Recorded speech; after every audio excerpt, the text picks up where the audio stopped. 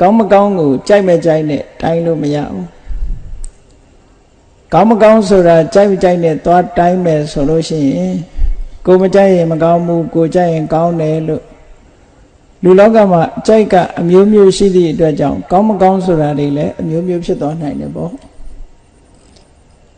ဒီနေရာမှာကောင်းမကောင်းဆိုတာစံတစ်ခုအနေနဲ့သတ်မှတ်ပြီးတော့နားလည်ကြရမယ်မြန်မာစကားထဲမှာကောင်းမှုမကောင်းမှုဆိုတာရဲ့ကောင်းမှုဆိုတာရဲ့ထည့်သွင်းပြီးတော့ပြောတယ်အဲ့ပြောတဲ့မှာနောက်ထပ်ဆက်ပြီးတော့ပြောတဲ့စကားတစ်ခုကဘာလို့ဆိုရင်မကောင်းမှုအကုသိုလ်ကောင်းမှုကုသိုလ်ဟောဒီလိုပြောကြတယ်ပေါ့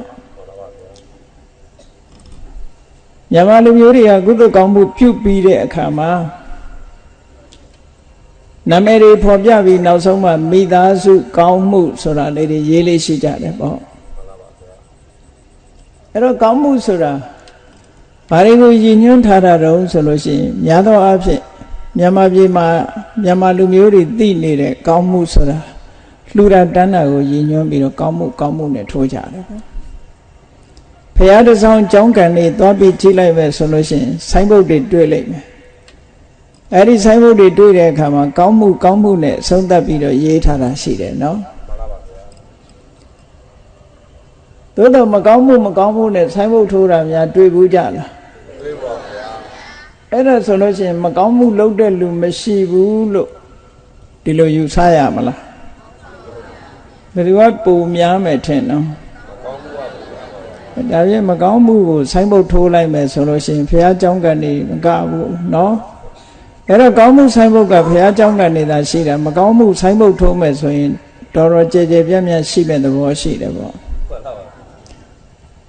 ဒီလောကမှာအခုမြန်မာလူမျိုးတွေကုသိုလ်ကောင်းမှုလုပ်ပြီးတော့မိမိရဲ့ကုသိုလ်ကိုမှတ်တမ်းပြုပြီးတော့ကောင်းမှုနဲ့ဖော်ပြတယ်မူလရည်ရွယ်ချက်ကဘာလဲလို့ဆိုလို့ရှိရင်မူလရည်ရွယ်ချက်ကအမျှဝေတဲ့သဘောပဲအမျှဝေလို့ရှိရင်ကောင်းမှုဆိုတာထပ်ပြီးရလာအလုံးသိကြတဲ့အတိုင်းပုံညကိရိယာဝတ္ထု10မျိုးဆိုတာရှိတယ်အဲ့ဒီမဲ့ပတ္တာ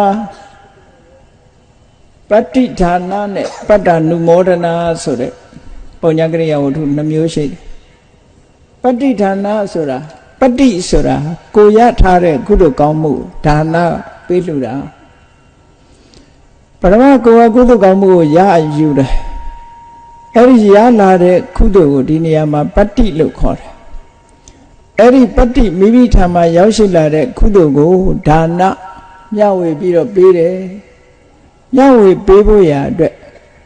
ဆိုင်းဘုတ်တွေထိုးပြီးတော့မိသားစုကောင်းမှုဆိုပြီးရှင်းတော့ကတော့ကောင်းမှုတွေရပ်မထားဘူးဘာထဲရတော့ဆိုနတ်လူတာရုခေါ်စေတော်ဆိုတာလေးထည့်တယ်အခုခေတ်မှာတော့နတ်လူတာရုခေါ်စေတော်သိမ့်မပါဘူး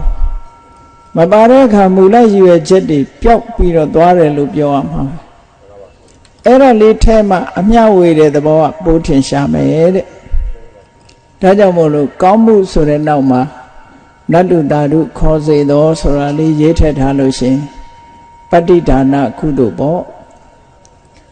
အဲ့ဒီဆိုင်မို့လေးကိုဖတ်ကြည့်တဲ့ပုဂ္ဂိုလ်ကရိုးရိုးပဲတာမန်ဖတ်သွားရင်တော့သူကုသိုလ်ရမှာမဟုတ်ဘူးအေးသူများလှူထားတဲ့ဆိုင်မို့ကလေးတွေဖတ်ပြီးတော့တာရုကုသိုလ်ကောင်းမှုတွေပြုကြတယ်သူတို့လှုပ်ထားတဲ့ကုသိုလ်တွေအလုံးတာရုခေါ်ပါတယ်ဆိုရင်ဖယားဖူးရင်ကုသိုလ်တွေအများကြီးရနိုင်တယ်ပေါ့ဒီတိုင်းသွားလို့ကတော့မရဘူးနော်ကုသိုလ်ဆိုတာယူတတ်မှရမယူတတ်ရင်မရဘူးတဲ့ဒါကြောင့်မို့ဒါလေးလည်းသတိထားဖို့ပေါ့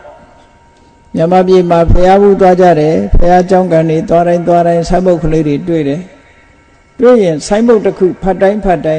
သာဓုဆိုတာလေးခေါ်မိဖို့အရေးကြီးတယ်ပေါ့အဲ့ဒီလိုခေါ်လိုက်ရင်ကိုယ်မှာဘာကုသိုလ်ရတော့ဆိုပတ္တာနုမောဒနာကုသိုလ်လို့ခေါ်တယ်သူများပေးဝေတဲ့ကုသိုလ်ကောင်းမှုကိုအနုမောဒနာဝမ်းမြောက်တယ်ဆိုတဲ့ကုသိုလ်ရအဲ့ဒီပတ္တာနုမောဒနာကုသိုလ်ဆိုတာလေအနည်းငယ်လေးတွေမပြောလောက်တဲ့ကုသိုလ်လို့မထင်မှတ်လေနဲ့ ပုံညာကရိယာဝတ္ထု10ပါးထဲမှာပတ္တနုမောဒနာကုသိုလ်အဖြစ်တစ်ခုအနေနဲ့ရည်တွက်ပြီးတော့ထည့်သွင်းထားတာနော်တာမန်ကုသိုလ်မဟုတ်ဘူးလူဘဝရနေရင်တော့လူရဲ့ချမ်းသာဒုက္ခတွေကိုလက်ခံရရှိနေသည့်အတွက်ကြောင့်သူများကုသိုလ်တာရုခေါ်တာကိုယ်မှာဘာမှထူးထူးခြားခြားပြောင်းလဲလာမှာတော့မဟုတ်ဘူးပေါ့သို့တော့ကုသိုလ်ကတော့ရသွားတာရမှန်းမသိပဲနဲ့ရနေတဲ့ကုသိုလ်တစ်ခုပေါ့ပြိတ္တာဘုံရောက်လို့ကုသိုလ်ကောင်းမှုလုပ်ပြီးအမြတ်တမ်းပေးဝေလို့တာရုခေါ်ရင်တော့အမတန်မှထူးခြားတဲ့ဘဝတစ်ခုရောက်ရှိသွားနိုင်စားရမယ်မဲ့တောက်ရမယ်မဲ့ဖြစ်နေတဲ့ကံမကောင်းအကြောင်းမလားလို့ပိဋ္ဌာဘုံရောက်သွားတဲ့ပုဂ္ဂိုလ်ခုခေတ်ဆိုရင်တော့တဆေတို့တရေတို့ပေါ့နော်ကုသိုလ်ကောင်းမှုလုပ်ပြီးမြတ်တမ်းပေးဝေလိုက်လို့သူတို့တာရုခေါ်လိုက်ပြီဆိုလို့ရှိရင်သူတို့ရဲ့အယုတ်ဆိုးအကြီးတန်နေတဲ့အယုတ်ဟာနတ်သားနတ်သမီးကိုလိုချောမောလှပသွားတာဝတ်စရာမရှိတဲ့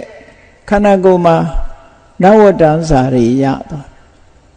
နေစရာမရှိလို့ဟိုအမိုက်ပုံနာကဒီအမိုက်ပုံနာကဟိုခြုံညာတိုးဒီခြုံညာတိုးနေရတာနေပုံမိမ့်မှန်နေနဲ့ရသွားတယ်တာရုခေါ်လဲရလို့ရှိရင်အဲ့လိုပြောင်းလဲမှုတွေရှိတယ်ဒါတွေကိုလူတွေကမမြင်နိုင်ဘူးပေါ့နော်ဒါတွေမမြင်နိုင်ဘူးတကယ်တော့သူတို့ဘဝတချို့ကျွတ်သွားတယ်လို့ပြောတာသေသွားတာမဟုတ်ဘူးကျွတ်သွားတယ်ဆိုတာဆင်းရဲဒုက္ခကနေလွတ်သွားပြီးတော့သူ့ရဲ့ဘဝအခြေအနေတိုးတက်သွားတာကိုပြောတာတာရုခေါ်လိုက်ရရင်တာရုခေါ်လိုက်တဲ့ကုသိုလ်ကြောင့်သူဟာစားစရာတွေရသွားတယ်ဝတ်စရာတွေရသွားတယ်နေစရာတွေရသွားတယ်ရုပ်ရည်ရူပကာယတွေချောမောလှပသွားတယ်အဲ့ဒါတိုးတက်ကြီးပွားသွားတာဘာနဲ့ဥပမာတူတုံးဆိုလို့ရှိရင်ထီထိုးလိုက်တဲ့ပုဂ္ဂိုလ်တယောက်စူကြီးပေါင်းလိုက်ပြီဆိုလို့ရှိရင်အဲ့ဒီထီပုတ်တဲ့စီကနေပြီးတော့ရေဝယ်တယ်ခြံဝယ်တယ်တိုက်တယ်ကားစိမ့်နိုင်တယ်အဝတ်စားတွေဝတ်တယ်ဆို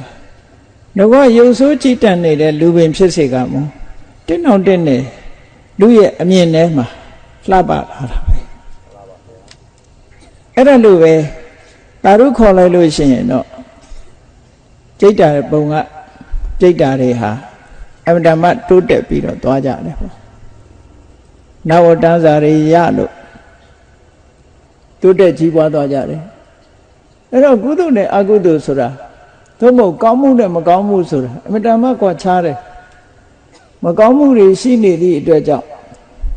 မကောင်းမှုရဲ့အကျိုးကိုခံစားနေရတဲ့အချိန်မှာစိတ်ဓာတ်ဘဝရောက်နေတဲ့ပုဂ္ဂိုလ်တွေဟာ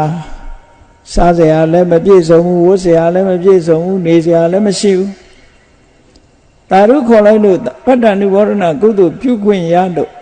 တာရုလည်းဝမ်းမြောက်ဝမ်းသာခေါ်လိုက်ရောခေါ်လိုက်သည့်ချမ်းမဲ့မှာပဲသူတို့ဘဝကြီးဟာအကြီးကျယ်တိုးတက်ပြောင်းလဲသွားတယ်ချမ်းသာဒုက္ခတွေရသွားတယ်ဒီလိုဆုံးလို့တာနော်ဒါမြတ်စွာဘုရားကိုယ်တိုင်ဟောထားခဲ့တဲ့တိရောကုဋ္ဌသုတ်ဆိုတာကိုကြည့်တိရောကုဋ္ဌသုတ်မှာမြတ်စွာဘုရားကဥပမာနဲ့ဟောထားတယ်ဩနမေဥဒကံဝုဋ္ဌံယထာနေနံပဝတ္တတိဧဝမေဝဣတောဒိဏံပေတနံဥပကပတိကုန်းမြင့်မော်ရွာချလိုက်တဲ့ရေတွေဟာနေရကိုဒလဟောစီးဆင်းသွားတယ်လို့ပဲတဲ့ဒီကနေကုသိုလ်ကောင်းမှုလုပ်ပြီးတော့ရည်စူးပြီးအမြတ်တမ်းပေးဝေလိုက်လို့ဟိုကတာရုခေါ်လိုက်တာနဲ့တပြိုင်တည်းသူတို့စီကုသိုလ်တွေတလုံးတဝဒီအပြည့်စုံရောက်သွားတယ်လို့ချက်ချင်းရောက်သွားတယ်ဒါကြောင့်မို့လို့ဒီကနေ့ဘုန်းကြီးတို့တွေမကောင်းမှုနဲ့ကောင်းမှုကိုရှေးဥစွာမှတ်သားကြရမယ်မကောင်းမှုကိုရှောင်ရှားပြီးတော့ကောင်းမှုကိုပြည့်စုံအောင်လှုပ်ဆောင်ကြရမယ်ဒါမြတ်စွာဘုရားတိုင်းဟောတဲ့အခြေခံတရားတစ်ခုပဲကဲမကောင်းမှုဆိုတာဘာလဲကောင်းမှုဆိုတာဘာလဲဆိုတာကိုကြည့်အောင်မြတ်စွာဘုရားဟောတဲ့ဒေသနာတော်တွေထဲမှာမကောင်းမှုဆိုတဲ့စကားလုံးကို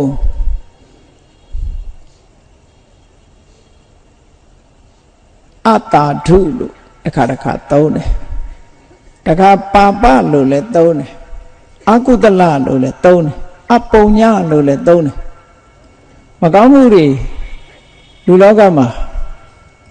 ဒီစကားလုံးတွေကိုသုံးပြီးတော့မကောင်းကျိုးကိုဖြစ်စေတတ်တဲ့မကောင်းမှုတွေကိုဖော်ပြကိုမကြိုက်လို့မကောင်းတာမဟုတ်ဘူးတဘာဝကောမကောင်းတာအဲ့တော့မကောင်းတဲ့အချက်ဆိုတာ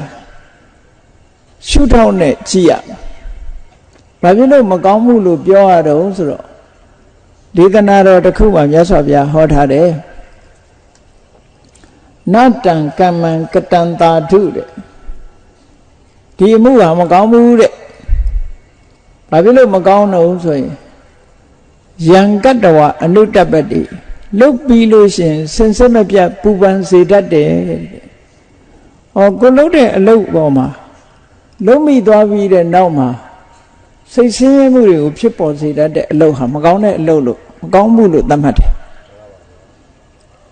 အဲ့တော့လူတိုင်းဟာမလုပ်တဲ့အလုပ်ကိုလုံးမိသွားပြီဆိုရင်စိတ်ဆင်းရဲမှုကိုကြုံစေတတ်တယ်ပေါ့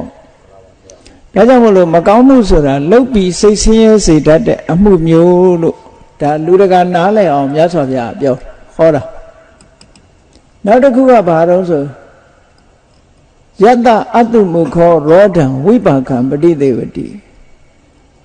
ကိုလုပ်တဲ့မကောင်းမှုရဲ့အကျိုးကိုခံစားရတဲ့အခါမှာတငုံငုံတယိုယိုနဲ့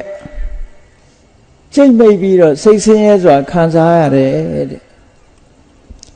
ဟောဒီနှစ်ချက်နဲ့သတ်မှတ်ပြတာလုပ်ပြီးရင်လည်းပူပန်စေတတ်တယ်အကျိုးပေါ်လာတဲ့အခါမှာလည်းပဲငုံငုံယိုယိုနဲ့ကြိတ်မိတ်ပြီးတော့ခံရတယ်ဆိုတဲ့အလုပ်မျိုးဟာမကောင်းဘူးလို့ဒီလိုသတ်မှတ်တယ်အဲ့ဒီအမှုမျိုးဟာမကောင်းဘူးတဲ့ဒါကဒီရှုထောင့်ကနေတစ်ခါကြည့်တာနောက်တစ်ခုပါပဆိုတဲ့ရှုထောင့်ကကြည့်မယ်ဆိုလို့ရှိရင်မကောင်းမှုဆိုတာဘာလဲဒုက္ကတိပါပေတိတိပါပံအဲ့ဒီအလုပ်ကိုလုပ်မယ်ဆိုလို့ရှိရင်ဒုက္ခရောက်တဲ့ဘက်ကိုပို့ဆောင်ပေးတတ်တယ်တဲ့ဒုက္ခရောက်စေတတ်တယ်ဆိုရဆိုရာဇဝမှုတစ်ခုပါဏာတိပါဒပဲဖြစ်ဖြစ်အရိဏဒါနပဲဖြစ်ဖြစ်လူတယောက်ဟာလူသားမှုကိုကျူးလွန်လိုက်ပြီဆိုတဲ့အချိန်မှာသို့မဟုတ်သူများဥစ္စာကိုခိုးယူလူရဲမှုကျူးလွန်လိုက်ပြီဆိုတဲ့အချိန်မှာအဲ့ဒီအချိန်ကနေစပြီးတော့သူဟာအိတ်ကောင်းရင်မအိပ်ရစားကောင်းရင်မစားအနေထားမျိုးဖြစ်သွားအဖန်စီခံရရမယ်ဆိုရင်နောက်ထပ်အကုသိုလ်တွေကဒုက္ခတွေကအမျိုးစုံလိုက်လာဒါလောကမှာတင်ခံရတာပဲကြည့်လေလောကမှာလည်းပဲအဖန်စီခံရမယ်အရိုက်နဲ့ခံရမယ်အချုပ်ထောင်ခံရမယ်ဟောမကောင်းမှုဆိုတဲ့အဓိပ္ပာယ်ကအဲ့ဒါပါပဆိုတဲ့အဓိပ္ပာယ်ပါပဆိုတာဒုက္ကတိပါပေတိတိပါပံအဲ့ဒီလိုအခြေအနေစိုးတစ်ခုကိုတွန်းပို့တဲ့အလုပ်မျိုးမှန်သမျှပါပလို့ပြောတာ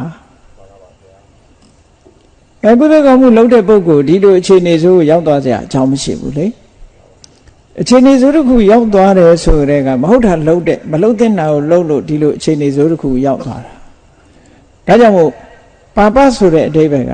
အခြေအနေစိုးတစ်ခုတွန်းပို့တာဒါဒီဘဝမှာအခြေအနေစိုးတစ်ခုတွန်းပို့လိုက်တယ်လို့နောက်တန်တရားဘဝဒုတိယဘဝမှာဘာတွေပို့နိုင်တော့ဆိုရင်ဟောတရိစ္ဆာန်ဘဝကိုရောက်အောင်ပို့လိုက်မယ်ပြိတ္တာဘဝကိုရောက်အောင်ပို့လိုက်မယ်ငရဲကြတော့အောင်ပို့လိုက်မယ်အားလုံးအခြေအနေစိုးတွေကြီးပဲငရဲမှာဆိုရင်အလွန်ကြီးကျယ်တယ်ငရဲဒုက္ခအမှန်တမ်းကြီးတယ်လို့ရသော်ဗျာဟောတာငရဲဒုက္ခဘယ်လောက်ကြီးသလဲလို့မေးမယ်ဆိုလို့ရှိရင်ငရဲဒုက္ခရဲ့ကြီးပုံကိုမြတ်စွာဘုရားဥပမာနဲ့ပဲဟောထားတာရှိတယ်ကိုယ့်ကိုယ်ပဲစဉ်းစားကြည့်တော့ငရဲဒုက္ခရဲ့ကြီးပုံကိုမြတ်စွာဘုရားဥပမာပေးထားတယ်ရာဇောသားတစ်ယောက်ကိုအမိန့်ချမှတ်တယ်တဲ့မနေ့ပိုင်းမှာဒီကောင်ကိုပြစ်ထန်ခတ်တဲ့အနေနဲ့လှန်နဲ့အချက်တရာထိုးဆိုပြီးတော့အမိန့်ချမှတ်တယ်ကဲစဉ်းစားကြည့်တစ်ချက်တည်းမနာလာပေဘူးလားနာလာပါဗျာအဲ့ဒါအချက်တရာပြည့်အောင်ထိုးမယ်သို့မဟုတ်အချက်300ပြည့်အောင်ထိုးကဲမနေ့မှာအချက်300ပြည့်အောင်ထိုးမယ် မသေးသေးဘူးတဲ့နေ့လေကြတော့ထပ်ထိုးချက်300မသေးသေးဘူးညနေကြတော့ချက်300ထပ်ထိုးလမ်းနဲ့ထိုးတာနော်အပ်နဲ့ထိုးတာတော့မခံနိုင်ဘူးကြည့်အဲ့ဒါလို့အချက်300နဲ့ဒီလိုအထိုးခံရတဲ့လူရဲ့ဒုက္ခနဲ့ငရဲဒုက္ခနဲ့နှိုင်းရှင်ကြည့်ပါတဲ့အမတမဆင်းရဲဒုက္ခရောက်မယ်အဲ့ဒီလှန်နဲ့အထိုးခံရတဲ့ဒုက္ခတွေပိုကြီးသေးတယ်တဲ့ငရဲဒုက္ခဒီလိုဆိုလိုတာနော်အဲ့တော့ငရဲဆိုတာမရောက်ဘူးတာတော့မဟုတ်ဘူးလူတွေမှာပြောကြတာလေမေ့ပင်အောက်ရောက်ရင်မေ့တယ်ဆိုတာလူတွေမှာမေ့တတ်တဲ့သဘောရှိတဲ့အခါကျမမှတ်မိဘူးမမှတ်မိသည့်အတွက်ကြောင့်မေ့သွားလို့ဒီလိုမေ့သွားအောင်ကလည်းပဲအဝိဇ္ဇာကလွှမ်းမိုးတယ်တဏှာနှောင်ကြိုးကနေပြီးတော့ချီနှောင်ထားတယ်အဝိဇ္ဇာကအမှောင်ချပြီးတော့တဏှာရဲ့သွေးဆောင်ဖြာရောက်မှုကြောင့်အဆိုးကိုအကောင်းထင်အဆိုးတွေကိုအကောင်းထင်ပြီးတော့လောကကြီးကိုပျော်စရာလို့မြင်လာအောင်မိမိရဲ့တဏ္ဍာမှာရှိတဲ့သဘာဝတရားတွေကလွှမ်းမိုးပြီးတော့ထားတယ်အဲ့တော့ငရဲဒုက္ခဆိုတာအဲ့လောက်ထိအောင်ကြောက်စရာကောင်းတယ်လို့မြတ်စွာဘုရားဥပမာနဲ့ဟောတာအဲ့တော့အကုသိုလ်မကောင်းတဲ့အမှုကိုပြုလုပ်ပြီးဆိုလို့ရှိရင်အဲ့ဒါလို့အခြေအနေဆိုးကိုတွန်းပို့ကဲကိုမြင်ရတဲ့ဒုက္ခလေးတွေပဲစဉ်းစားကြည့်အားလုံးမြင်မှုတွေ့ဘူးလိမ့်မယ်ကိုယ့်ကိုစာနာပြီးတော့ကိုချင်းစာတရားနဲ့စိတ်ထဲမှာဝင်စားကြည့်လူတွေနဲ့အနီးဆုံးဖြစ်တဲ့ချက်ကလေးတွေဝက်ကလေးတွေရဲ့ဘဝကိုစာနာကြည့်စမ်းပါချက်ကလေးတွေဆိုခြေထောက်တွေတုပ်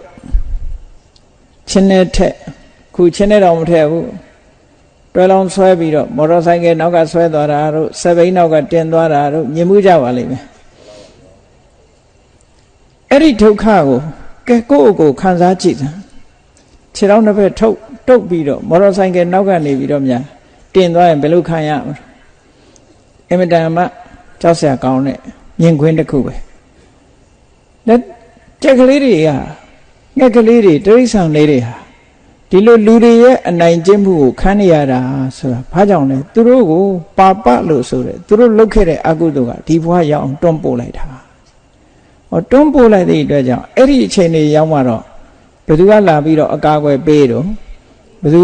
မှမပေးဘူးတဲ့အဲ့ဒါတွေကိုလူဖြစ်နေတဲ့အချိန်မှာစဉ်းစားဖို့လိုတယ်စဉ်းစားပြီးတော့အဲ့ဒီဘဝမျိုးမရောက်အောင်ဒီဘဝမျိုးကိုရောက်တဲ့အလုပ်ကိုလုပ်ရင်ရောက်သွားမှာပဲပါပဆိုတဲ့အကုသိုလ်တွေမိမိတို့ရဲ့တဏ္ဍာမှာဖြစ်မဲ့ဆိုရင်ဒီဘဝမျိုးရောက်မှာပဲမရောက်ဖဲမနေဘူးသူကပို့တာအဲ့တော့ဒီလမ်းကြောင်းပေါ်လျှောက်ရင်ဒီစခန်းရောက်မှာပဲဒါသိကြတယ်ဟိုး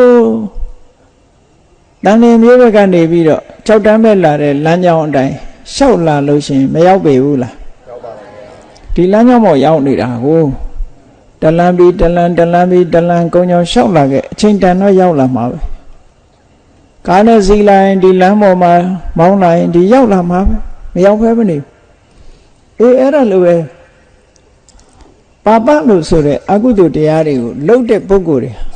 အဲ့ဒီပါပကဘယ်ကိုပို့နေတာတုံးဆိုအခြေအနေဆိုးရှိတဲ့စီကိုပို့ပေးတာဒါကြောင့်မို့လို့ပါပမကောင်းမှုဆိုတာပါပပဲဟောတောင်းတစ်ခုမကောင်းမှုကိုအကုသိုလ်လို့ခေါ်တယ်ဗမာတွေကအဓိပ္ပာယ်ကိုဒီအကုသလရဲ့အဓိပ္ပာယ်ကိုမဖွင့်ဆိုတော့ပဲနဲ့အကုသလကိုအကုသိုလ်လို့ပဲဒီလိုပဲပြန်လိုက်ကြသို့သောစကလုံးကပြတဲ့အဓိပ္ပာယ်ကိုသိတဲ့နဲ့ပေါ့စကလုံးကပြတဲ့အဓိပ္ပာယ်ကအကုသလဆိုတာကုသလဆိုတဲ့ပုဂ္ဂိုလ်အရင်နားလည်အောင်လုပ်အောင်ကုသလဆိုတာကုဆိုတာအဆိုးတရားတွေကိုတလဖယ်ရှားပြစ်နိုင်တဲ့အကောင်းတရားကိုကုသလကုသိုလ်လို့ခေါ်တယ်အဆိုးတရားတွေကိုဖယ်ရှားနိုင်တယ်အဆိုးတရားတွေကဘယ်မှာရှိလဲဆိုရင်ကိုယ့်ရဲ့စိတ်အစဉ်ထဲမှာရှိတယ်အဲ့ဒီအဆိုးတရားတွေကဘာတွေလဲလို့ဆိုရင်ပစ္စည်းဘောဖြစ်ဖြစ်တတ္တဝါဘောဖြစ်ဖြစ် သက်မဲ့ပေါ်ဖြစ်ဖြစ်သက်ရှိပေါ်ဖြစ်ဖြစ်လိုချင်မှုတွေ့တာမှုဆိုတဲ့လောဘမုန်းတီးမှုဆိုတဲ့ဒေါသအမှန်မသိမှုဆိုတဲ့မောဟကိုယ်အထင်ကိုကြီးပြီးတော့သူများကိုအထင်သေးမှုဆိုတဲ့မာနသူများကြီးပွားတာကိုမနာလို့မရှုစိတ်ဖြစ်ပြီးတော့ပျက်စီးရပျက်စီးကြောင်းလုပ်တယ်ဆိုတဲ့အိတ်တာမိမိကိုယ်တိုင်သာကြီးပွားလို့ပြီးသူများကိုမကြီးပွားစေခြင်းနဲ့စိတ်ယုံမှာဟောအဲ့ဒီတဘာဝတရားတွေဟာအဆိုးတရားတွေပဲအဲ့ဒီအဆိုးတရားတွေကိုဖယ်ရှားပြစ်နိုင်တာကတော့ကုသိုလ်တရားဖြစ်တယ်အဲ့ဒီကုသိုလ်တရားရဲ့ဆန့်ကျင်ဘက်အဆိုတာ negative အဓိပ္ပာယ်နဲ့ဆန့်ကျင်ဘက်အဲ့ဒီအဆိုးတရားတွေကိုဆန့်ကျင်ပြီးတော့ဖယ်ရှားပြစ်နိုင်တဲ့စွမ်းအားရှိတဲ့တရားနော်အဆိုးတရားတွေကိုဖယ်ရှားပြစ်နိုင်လို့ကုသိုလ်လို့ခေါ်တာအဲ့ဒီကုသိုလ်ရဲ့ဆန့်ကျင်ဘက်တွေကြတော့အကုသိုလ်လို့ခေါ်တယ်အဲ့တော့အပြန်အားဖြင့်နားလည်ရမှာကကုသိုလ်ကကောင်းကျိုးချမ်းသာတွေကိုပေးတယ်အကုသိုလ်ကြတော့သူနဲ့ဆန့်ကျင်ဘက်ဒုက္ခပေးတယ်လို့ဒီလိုအဓိပ္ပာယ်ရတယ်ပေါ့အဲ့တော့မကောင်းမှုရဲ့တယုတ်တရံဟာမကောင်းမှုကိုပါပလို့လည်းခေါ်တယ်အကုသလလို့လည်းခေါ်တယ်အတာထုလို့လည်းခေါ်တယ်အဲ့ဒါတွေဟာ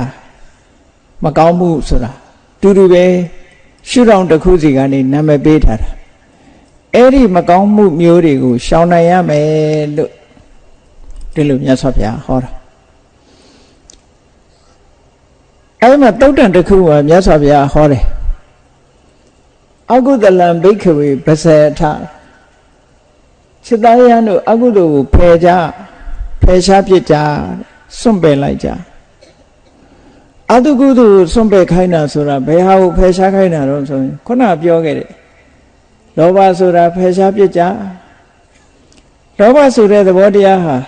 လူတွေကတော့ထင်တယ်လူပဲလောဘတော့ရှိမှာပဲလို့ဒီလိုထင်ကောင်းထင်လိုက်သို့တော့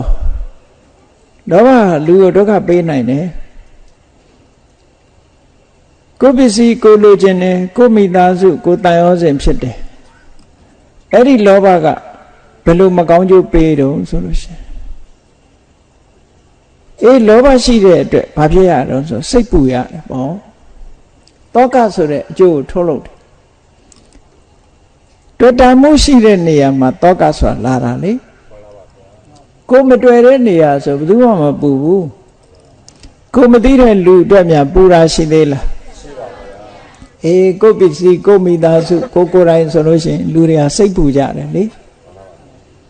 ကိုလည်းစိတ်ပူတာပဲတစုံတစ်ခုဖြစ်တော့မယ်ဆိုရင်မဟုတ်တာဖြစ်တော့မယ်မဖြစ်ချင်တာဖြစ်တော့မယ်ဆိုစိတ်ပူတယ်ဖြစ်သွားရင်လည်းစိတ်ပူတယ်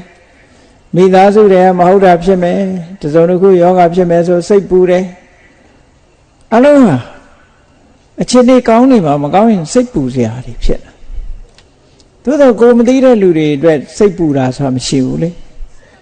ကိုမပိုင်တဲ့ပစ္စည်းဥစ္စာအတွက်လည်းစိတ်ပူတာမရှိဘူးကိုပိုင်တာဆိုလို့ရှိရင်တဲပုတ်ကလေးပဲဖြစ်ဖြစ်စိတ်ပူမှာပဲကိုမပိုင်ဘူးဆိုရင်တိုက်ကြီးအတွက်လည်းစိတ်မပူဘူးဘာဖြစ်လို့တော့ဆိုလောဘရှိတဲ့နေရာမှာတောကဆိုတာလာတာတဲ့တဏှာရှိမှတောကဆိုတာလာတာတဏှာမရှိရင်တောကမလာဘူးအဲ့ဒီကလေးကလောဘရှိတာကောင်းလားမကောင်းလားတဏှာရှိတာကောင်းလားမကောင်းလားဆိုဒီဘဝနဲ့မကောင်းဘူးဆိုတာထင်ရှားတယ်လေအ ਨੇ ဆုံးစိတ်ပူစေတယ်အဲ့ဒီလောဘဟာမိပြလို့ပဲမထိန်ချုပ်ဘူးဆိုလို့ရှိရင်ကိုယ်ပစ္စည်းလိုချင်တဲ့လောဘကနေပြီးတော့သူများပစ္စည်းပါလိုချင်တဲ့လောဘဖြစ်လာအဲ့ဒီခါကျရင်ရာဇဝမှုကိုကျူးလွန်တယ်ရာဇဝမှုတစ်ခုကျူးလွန်လာပြီဆိုရင်ပို့ပြီးတော့ဆိုးရတဲ့အခြေအနေတစ်ခုဖန်တီးသွားနိုင်တယ်ပေါ့ဒါကြောင့်မို့လို့ခုနကတာမန်အခြေအနေကတောကကိုဖြစ်ပွားစေပြီးတော့အမှန်တရားပြင်းထန်လာလို့ရှိရင်တော့သူများပစ္စည်းကိုယ်ပစ္စည်းဖြစ်အောင်လုပ်မှုဆိုတာနဲ့ခိုးမှုတွေလူရဲမှုတွေတိုက်ခိုက်မှုတွေလောကမှာဖြစ်ပေါ်နေတာလောဘရဲ့လက်သည်တွေပဲမဟုတ်လားသူ့ရဲ့လက်ချက်တွေလေလောဘမရှိဘူးဆိုရင်ဒီလူတွေကလူရဲတိုက်ခိုက်တယ်ဆိုတာလုပ်ပါမလားမလုပ်ဘူးဒါကြောင့်မို့လို့လောကမှာရာဇဝမှုတွေဖြစ်နေတာဆိုတာဒီလောဘကြောင့်ဖြစ်တာတွေအများကြီးပဲပေါ့ နောက်တစ်ခုကြည့်အောင်မလားဒေါသဆိုတာလေအစိုးတရားတစ်ခုပဲဒေါသရှိရင်စိတ်ချမ်းသာမှုစိတ်အေးမြမှုဟာစိတ်ဆိုးလိုက်တာနဲ့တပြိုင်နက်ဆုံးရှုံးသွားအကြာကြီးစောင့်စရာမလိုဘူးအခုစိတ်ဆိုးအခုစိတ်ချမ်းသာမှုဟာဆုံးရှုံးသွားကြည့်လေဒေါသကသူဖြစ်လိုက်တာနဲ့လူတွေဟာသူ့အရှိန်တက်လာလေလေဟုတ်လားဒေါသဖြစ်လာတဲ့လူတယောက်ဟာကိုယ်ရည်သားတွေဆက်ဆက်တုံလာတယ်မျက်နှာတွေနီးလာတယ်ပါးစပ်ကမဟုတ်တန်းတရားတွေရုပ်ရုပ်မာတွေထွက်လာတယ်လက်ကလည်းပဲလက်ပါလာတယ်တတ်မဲ့ဖြတ်မဲ့တွေဖြစ်လာတယ်ဟောမထိန်ချုံနိုင်ဘူးဆိုရင်နောက်ဆုံးမှာလောကမှာလူသားမှုတွေတို့ဘာတို့ကျူးလွန်လာပြီဆိုလို့ရှိရင်ပြဿနာတိတွေပိုတက်လာတာပေါ့ဒါကြောင့်မို့လို့ယင်ထဲကအမုန်းတရားဒေါသတရားဟာဆိုတော့လေကောင်းကျိုးကိုတည်ဆောင်တာမရှိဘူးမကောင်းကျိုးကိုပဲတည်ဆောင်တယ်ဒီလိုဆိုလိုတာနော်အဲ့ဒါတွေဟာတကယ်မကောင်းမှုတွေကြည့်ပဲအဲ့ဒီမကောင်းမှုတွေကိုရှောင်ဖို့လိုတယ်တဲ့မြတ်စွာဘုရားဟောတယ်အကုသလံဘိက္ခုပဇေထကောင်းကျိုးချမ်းသာမပေးတဲ့ဆင်းရဲဒုက္ခကိုဖြစ်ပေါ်စေတတ်တဲ့အကုသိုလ်တရားတွေကိုစွန့်ပယ်လိုက်ကြတဲ့ဒါပြင်စွန့်ပယ်လို့ရသလားလို့ဆိုရတယ်စွန့်ပယ်လို့ရတယ်စွန့်ပယ်လို့ရလို့အဖေကစွန့်ပယ်ကြလို့ဟောတာတဲ့မရရင်မဟောဘူးတဲ့ဟုတ်တာပေါ့လောဘဆိုတာလည်းဖယ်လို့ရတာပဲဒေါသဆိုတာဖယ်လို့ရဘာဖြစ်လို့လဲဆိုတော့လောဘဆိုတာစိတ်ထဲမှာဖြစ်ပေါ်လာတဲ့အညစ်အကြေးတစ်ခုပဲစိတ်ကိုဖယ်ရမှာမဟုတ်ဘူးလောဘကိုဖယ်ရမှာဆိုတော့အဝတ်တိတ်ကလေးအဝတ်ဖြူဖြူလေးဝတ်ထားတယ်အဲ့ဒီအဝတ်ဖြူဖြူကလေးပေါ်မှာအမဲဆက်ကလေးတစ်ခုကျလာပြီဆိုလို့ချင်းအဲ့ဒီအမဲဆက်ကအဝတ်ဟုတ်ကလားဟုတ်ပါဘူးဗျာအဝတ်ပေါ်ရောက်လာတဲ့အမဲဆက်ကလေးကိုဆပ်ပြာတို့ရေတို့နဲ့တိုက်ချွတ်ပြီးတော့ဆေးကြောလိုက်မယ်ဆိုရင်ပျောက်မသွားဘူးလားထို့တူပဲလူရဲ့စိတ်ထဲမှာလောဘဆိုတာအမဲဆက်ကလေးပဲဒေါသဆိုတာအမဲဆက်ကလေးပဲမောဟဆိုတာအမဲဆက်ပဲအညစ်အကြေးတွေသူတို့ဖယ်လို့ရတယ်တဲ့ဒါကြောင့်မို့ဖယ်လို့ဖြစ်နိုင်တဲ့အရာဖြစ်လို့မြတ်စွာဘုရားကအကုသိုလ်တွေကိုပယ်စွန့်ညာလို့ဒီလိုဟောတာ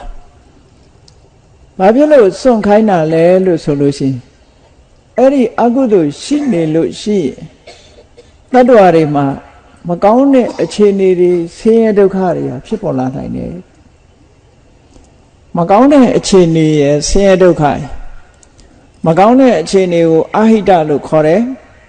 ဆင်းရဲဒုက္ခကိုဒုက္ခလို့သုံးတယ်အာဟိတာယဒုက္ခယတံဝတ္တတိအဲ့ဒီမကောင်းမှုတွေမိမိတဏ္ဍာမှာဖြစ်လာပြီးအကုသိုလ်တရားတွေမိမိတဏ္ဍာမှာလွှမ်းမိုးလာပြီးဆိုလို့ရှိရင်အာဟိတအခြေအနေကောင်းတွေလက်လွတ်ဆုံးရှုံးသွားမယ်အခြေအနေကောင်းဆိုတာကောင်းတဲ့စိတ်တွေဖြစ်ပေါ်လာဖို့မရှိတော့ဘူးမကောင်းတဲ့စိတ်တွေကြီးပဲဖြစ်ပေါ်လာနိုင်တယ်အဲ့ဒါကောင်းတဲ့စိတ်တွေကြီးပဲဖြစ်ပေါ်လာနိုင်တာကိုအခြေကောင်းအခြေအနေကောင်းကောင်းတဲ့စိတ်တွေကိုမဖြစ်ပေါ်စေနိုင်တော့ဘူးမကောင်းတာတွေကြီးပဲဖြစ်လာပြီဆိုရင်ဒါအခြေအနေမကောင်းဘူးလောကလူတွေကပြောကြတယ်လေလူမမာတယောက်ယောဂပြင်းထန်လာလို့ရှိရင်ဘယ်လိုပြောကြလဲအခြေအနေမကောင်းဘူးလို့ပြောကြတယ်ဟုတ်ကဲ့လားဘယ်ကိစ္စပဲဖြစ်ဖြစ်ဒီကောင်းတဲ့ဘက်ကိုဥလှည့်မလာဘူးမကောင်းတဲ့ဘက်ကိုဥလှည့်ပြီးဆိုလို့ရှိရင်ဟေးအခြေအနေမကောင်းဘူးအခြေအနေမကောင်းဘူးနဲ့ပြောကြတယ်လေအဲ့ဒါလိုပဲမိမိတဏ္ဍာမှာလောဘတွေလွှမ်းမိုးနေရင်ဒေါသတွေလွှမ်းမိုးနေရင်မောဟတွေလွှမ်းမိုးနေအကုသိုလ်တွေလွှမ်းမိုးထားရင်အခြေအနေမကောင်းဘူးလို့ပဲပြောရမှာအခြေအနေမကောင်းဘူးစိတ်ထဲကလောဘဒေါသမောဟတွေဖြစ်လာပြီဆိုလို့ရှိရင် तू ပြောမဲ့စကားတွေဟာအကောင်းထွက်ပါမလားလုံးမဲ့အလုပ်တွေကရောအကျိုးပြုတဲ့အလုပ်တွေဖြစ်ပါမလားဒါကြောင့်လို့အခြေအနေမကောင်းဘူးလို့ပြောတာအဲ့ဒါကိုအဟိတလို့ခေါ်တယ်အဲ့ဒီအဟိတအခြေအနေမကောင်းသည့်အတွက်ကြောင့်ဆင်းရဲတဲ့အကျိုးတရားတွေဟာထင်ထင်ရှားရှားပေါ်လာနိုင်တယ်တဲ့ဒါကြောင့်မို့မြတ်စွာဘုရားအကုသိုလ်ကိုဖယ်ရှားခိုင်းတာဟောကုသိုလ်ကောင်းမှုဆိုတာကြတော့ဘယ်လိုပြောတော့ကောင်းမှုဆိုတာကြတော့ဘယ်လိုစံနဲ့သတ်မှတ်ရတော့ဆို တင်စကမ္မံကတံတာတုယံကတ္တဝါနာနုတပ္ပတိဒီအမှုမျိုးကတော့ကောင်းတယ်တဲ့ဘယ်လိုအမှုမျိုးတုံးဆိုရင်ယံကတ္တဝါနာနုတပ္ပတိလုတ်ပြီးတဲ့နောက်မှာစိတ်ထဲမှာမပူရဘူးတဲ့ဝမ်းသာနေရတယ်ဟုတ်တယ်လေကုသိုလ်ကောင်းမှုလုပ်ပြီးရင်ဝမ်းသာနေရတာပဲဆောင်းလေးတစ်စုံလောင်းပြီးတဲ့နောက်ဝမ်းနေတယ်ဆိုတာရှိသေးလားရှိပါဘူးဗျာဘုရားကိုရေလေးတစ်ခွက်လှူပန်းလေးလှူပြီးတော့ဝမ်းနေရတယ်ဆိုတာရှိလားမရှိဘူးကောင်းတာလုပ်လို့ရှိရင်တွေးမိတိုင်းဝမ်းသာစရာတွေကြီးပဲဖြစ်တယ်ဒါကြောင့်မို့ကောင်းတဲ့အလုပ်ဟာဝမ်းသာမှုဖြစ်စေတတ်တယ်ဒီရှုထောင့်ကနေပြောရင်ဒါကောင်းမှုလို့သတ်မှတ်ရမယ်အဲ့ဒါဆိုလို့ရှိရင်နောင်တန်းမရတတ်တဲ့လူကအရက်ဝိုင်းသွားပြီးတော့အရက်လေးတစ်ခွက်တောက်ရင်ရောသူမှဝမ်းမသာဘူးလားဝမ်းသာမှာပဲသူလေအဲ့ဒါကြတော့ဘယ်လိုပြောမလဲသို့တော့တောင်းတဲ့အချိန်လေးဝမ်းသာပေမဲ့လို့ယောဂရလာတဲ့အခါကျတော့ဝမ်းနည်းစရာမဖြစ်ဘူးလားအေးဒီနေ့တစ်ချိန်ကျတော့အကုသိုလ်နဲ့ပျော်ပေမဲ့လို့အကျိုးပေးထုတ်လုပ်လာပြီဆိုရင်ဝမ်းနည်းစရာဖြစ်လာမှာပဲလေအကုသိုလ်အကျိုးမပေးသေးခင်တော့အကောင်းလေးတွေပျော်စရာလေးတွေလို့စိတ်ကထင်းနေသေးတာကိုဘာလို့လဲဆိုရင်ဘာပဲဖြစ်ဖြစ်ရိုးစိတ်လေးတစ်ခုစိုက်ထားမပွင့်သေးဘူးမသီးသေးဘူးဆိုလို့ရှိရင်ဘာမှအကျိုးမပေါ်သေးဘူးလေပွင့်လာပြီသီးလာပြီဆိုတဲ့အခါကြလို့ရှိရင်ပန်းဆိုလို့ရှိရင်လည်းလှပမှုတွေအသီးနှံဆိုလို့ရှိရင်လည်းအသုံးဝင်တဲ့အသီးနှံလေးတွေဒီလိုဖြစ်လာတာအကျိုးမပေးသေးခင်တော့ဟုတ်တယ်လို့ရှိနိုင်တယ်အကျိုးပေးပြီဆိုရင်ဒါကြောင့်မို့ရှုထောင့်တစ်ခုကိုမြတ်စွာဘုရားထပ်ပေးတယ်လုတ်ပြီးတဲ့နောက်မှာနောင်တပူပန်ရတယ်ဆိုတာတစ်ခုနောင်တမပူရပန်ရဘူးဆိုတာတစ်ခုသူ့ရဲ့အကျိုးပေါ်လာတဲ့အခါမှာကောင်းမှုဆိုတာအဲ့ဒီအကျိုးကိုခံစားရတဲ့အခါမှာဝမ်းမြောက်ဝမ်းသာပိဋိသောမနတဖြစ်ပြီးတော့အကျိုးခံစားရတယ်ဒါကုသိုလ်ရဲ့အကျိုးကအဲ့ဒါလို့ရှိတယ်အဲ့ဒါမျိုးကိုမြတ်စွာဘုရားကကောင်းမှုလို့သတ်မှတ်တယ်အဲ့တော့ကောင်းမှုနဲ့မကောင်းမှုကိုဒီနှစ်ခုကိုနှိုင်းယှဉ်ပြီးတော့မြတ်စွာဘုရားဟောထားတာမကောင်းမှုဆိုတာလုပ်ပြီးတာနဲ့ပူပန်ရတယ်အကျိုးပေါ်တဲ့အခါမှာလည်းဆင်းရဲတယ်ကောင်းမှုဆိုတာလုပ်ပြီးတာနဲ့ဝမ်းသာရတယ်အကျိုးခံစားတဲ့အခါမှာလည်းဝမ်းမြောက်ဝမ်းသာဖြစ်ရတယ်ဟောဒီနှစ်ခုနဲ့ဒီစံနဲ့သတ်မှတ်ပြီးတော့ကောင်းမှုမကောင်းမှုဆိုတာသတ်မှတ်ပြဒါကတစ်ခုနောက်ကောင်းမှုကိုပုံညလို့စာပေကျမ်းကမှဆိုတယ်ပုံညဆိုတာဘာလို့ဆိုရင်ပုဏ္ဏတိသောတေတိတိပုံညဘဝတစ်ခုဟာဖြူစင်တောက်ပြောင်လောင်အောင်လုပ်ပေးနိုင်တယ်လို့မဲညစ်သွားစေတဲ့ထာကအကုသိုလ်ဖြူစင်တောက်ပလာစေတာကကုသိုလ်ဆိုပါစို့အကုသိုလ်လုပ်တဲ့ပုဂ္ဂိုလ်ဟာတဖြည်းဖြည်းမြုပ်သွားတာတဖြည်းဖြည်းမြုပ်သွားတာဆိုင်းမုတ်မှာမထိုးရဲတာကိုမြုပ်မသွားဘူးလားသူလုပ်တဲ့အကုသိုလ်ခုနကလိုပဲမကောင်းမှုလို့ဖော်လို့မရတာကိုမကောင်းမှုဆိုဖော်လို့မရသည့်အတွက်ကြောင့်အကုသိုလ်လုပ်တဲ့ပုဂ္ဂိုလ်ဟာမြုပ်ကွယ်ပြီးတော့လုပ်ရတယ်လို့ပဲလူကလည်းပဲတဖြည်းဖြည်းမြုပ်သွားတယ်ဘာနဲ့တူတော့ဆိုရင်တွင်းတူတဲ့လူနဲ့တူတယ်တွင်းနဲ့လေအောက်ရောက်သွားလေတွင်းနဲ့လေအောက်ရောက်သွားလေပဲအကုသိုလ်လုပ်တဲ့ပုဂ္ဂိုလ်ကလည်းမြုပ်သွားတယ်မြုပ်သွားရုံနဲ့မကဘူးလူယုတ်ကလည်းနှိမ့်ကျသွားတယ်တဖြည်းဖြည်းအမြဲတမ်းကြက်တတ်တဲ့ပုဂ္ဂိုလ်ရဲ့မျက်နှာကြက်မျက်နှာဖြစ်လာတယ်တော်တော်များများပြောကြဝတ်တတ်တဲ့ပုဂ္ဂိုလ်ရဲ့မျက်နှာကလည်းဝက်မျက်နှာကြီးဖြစ်လာတတ်တယ်တဲ့အဲ့တော့ကြက်မျက်နှာဝက်မျက်နှာဆိုတာချစ်စရာကောင်းလားမုန်းစရာကောင်းလားအဲ့ဒီအသွင်တရံရောက်သွားတာပဲမကောင်းတာလုပ်ရင်မကောင်းတဲ့အသွင်တရံတွေပေါ်လာတာနွားတိုင်ရင်နွားမျက်နှာပဲဖြစ်သွားမှာပဲဟုတ်ကဲ့လားမှန်ပါပါဗျာတဖြည်းဖြည်းမြုပ်သွားတာလူလောကထဲမှာတောက်ပြောင်မှုမရှိဘူးထင်ရှားပေါ်လွင်မှုမရှိတော့ဘူးလူရမဝင်တော့ဘူးတဖြည်းဖြည်းနဲ့အကုသိုလ်လုပ်တဲ့ပုဂ္ဂိုလ်ဟာတဖြည်းဖြည်းနဲ့လူရမဝင်ပဲဒါဒီဘဝတွင်ဖြစ်တာကိုပြောတာနော်မှန်ပါပါဗျာ လူယုတ်ကလည်းတဖြည်းဖြည်းမွဲချောင်းပြီးတော့မကောင်းတဲ့ဘဝရောက်သွားပြီးနောက်ဆုံးကြတော့တေဆုံးသွားတဲ့အခါမှာလည်းအပယ်ငရဲကိုမြုပ်ဆင်းသွားတယ်တဲ့ဘယ်တော့မှပေါ်တက်လာမှာမဟုတ်ဘူးလူပြည်လူလောကမှာတထေးဆိုတဲ့နာမည်နဲ့လည်းပေါ်တက်လာမှာမဟုတ်ဘူးတကြွယ်ဆိုတဲ့နာမည်နဲ့လည်းပေါ်တက်လာမှာမဟုတ်ဘူးသူတော်ကောင်းဆိုတဲ့အနေနဲ့လည်းပေါ်တက်လာမှာမဟုတ်ဘူး